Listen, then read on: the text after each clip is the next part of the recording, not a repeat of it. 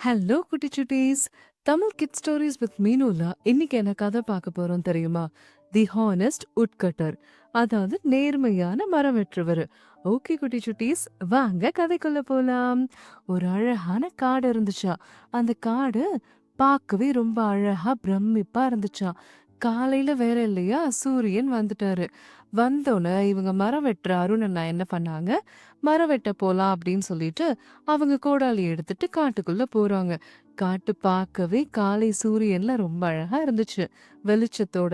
சரின்னு ஒரு வழியா காட்டுக்கு போய் மரம் வெட்டிட்டு வருவாங்க. அந்த விறக வச்சு அவங்க சம்பாத்தியத்தை ஏற்படுத்திட்டு அதுல தான் சாப்பிடுவாங்களாம். ரொம்ப கஷ்டப்படுற குடும்பம் தானா. இப்படி டெய்லியும் போயிட்டு இருந்துச்சு. ஒரு நாள் பார்த்தா திடீர்னு நெறைய தண்ணி. அவங்க எப்பொழுதுமே ஆத்த கடந்து தான் போவாங்க மரம் வெட்ட. அப்புறம் பார்த்தா அந்த ஆத்துல நெறைய தண்ணி வந்துருச்சாம். "எப்பிட்றா நம்ம இந்த ஆத்த கடந்து போறது?" அப்படின்னு அவங்க யோசிச்சுட்டே இருந்தாங்களாம்.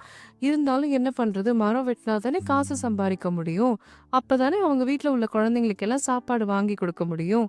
அதனால அவங்க கஷ்டப்பட்டு அந்த ஆத்த எப்படியோ கடந்து மரம் வெட்டுறதுக்கு போயிட்டாங்களாம். சரின்னு மரம் வெட்ட போம்போது அங்க ஒரு பிரிட்ஜ் மாரி இருந்துச்சாம். அந்த பிரிட்ஜ்ல உள்ள மரத்தெல்லாம் ஃபர்ஸ்ட் இங்க வெட்டிக்கலாம். அதுக்கப்புறம் நம்ம இன்னும் அடர்ந்த காடுக்கு போலாம் அப்படின்னு சொல்லிட்டு, அவங்க என்ன பண்ணாங்க, அவங்களோட கோடாலி எடுத்து மரம் வெட்டுறதுக்காக ட்ரை பண்ணாங்களாம். வெட்டும்போது தவறுதலா என்ன ஆயிடுச்சு, கோடாலி ஆத்துக்குள்ள விழுந்துருச்சு. அதுவும் இல்லாம அது அதிக தண்ணி வேற போகுது இல்லையா? ஐயய்யோ! இப்ப என்ன பண்றதுன்னே தெரியலையே! கோடாலி வேற விழுந்துருச்சே! அப்படின்னு அவங்களுக்கு பயங்கர டென்ஷன் ஆயிடுச்சாம். இப்படி வெட்டலான்னு போறப்ப இப்படி கோடாலி போயிடுச்சே அப்படின்னு சொல்லிட்டு, அவங்களும் குச்சிய வச்சோ, இல்ல மரக்கட்டைய வச்சோ, எத வச்சாவது தேடி பார்க்கலாம் அப்படின்னு ஒவ்வொன்னா ட்ரை பண்றாங்க. ஆனா, ஆத்துக்குள்ள விழுந்தத எப்படி நம்ம குச்சிய வச்சுலாம் ட்ரை பண்ண முடியும்? அவ்ளோதான். அவங்களுக்கு என்ன பண்றதுன்னே தெரியல. உடனே அவங்க என்ன சொல்றாங்க அப்டின்னா, "நீர் தேவதையே! நீ தான் எப்படியாவது என் கோடாலிய கொண்டு வந்து குடுக்கணும். எனக்கு என்ன பண்றதுன்னே தெரியல. நான் கொஞ்சம் காசு தான் சம்பாரிக்கிறேன். அதுவும் இந்த மரத்த வெட்டி தான்.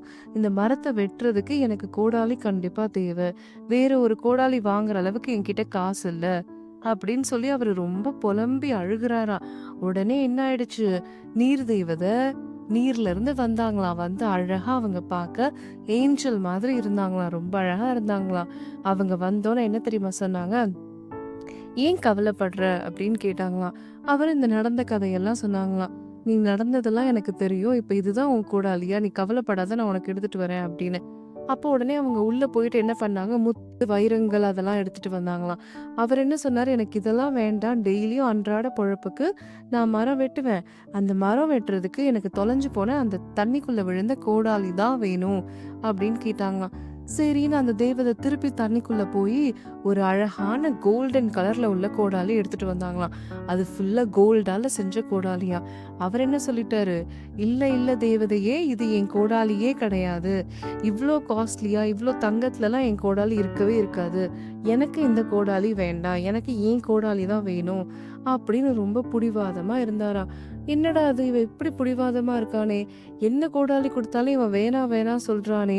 அப்படின்னு சொல்லிட்டு அந்த தேவதைக்கு ஒரு மாரி ஆயிடுச்சாம். சரி, நம்ம இன்னும் 2, 3 டெஸ்ட் வச்சு பார்க்கலான்னு சொல்லிட்டு, அவங்க திருப்பி நீருக்குள்ள போய் சில்வர் கோடாலி எடுத்துட்டு வராங்களாம்.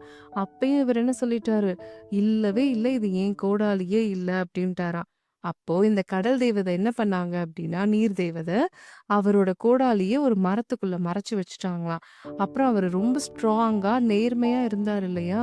"எனக்கு என்னோட கோடாலி தான் வேணும்" அப்படின்னு சொல்லிட்டு, அதனால அவர் அந்த கோடாலியும் வந்து கடல் தேவதை குடுத்தோன அத அக்செப்ட் பண்ணிக்கிட்டாரு.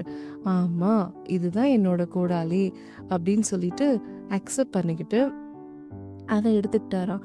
அதுக்கு பரிசா இவர் ரொம்ப நேர்மையா இருந்தாரு இல்லையா?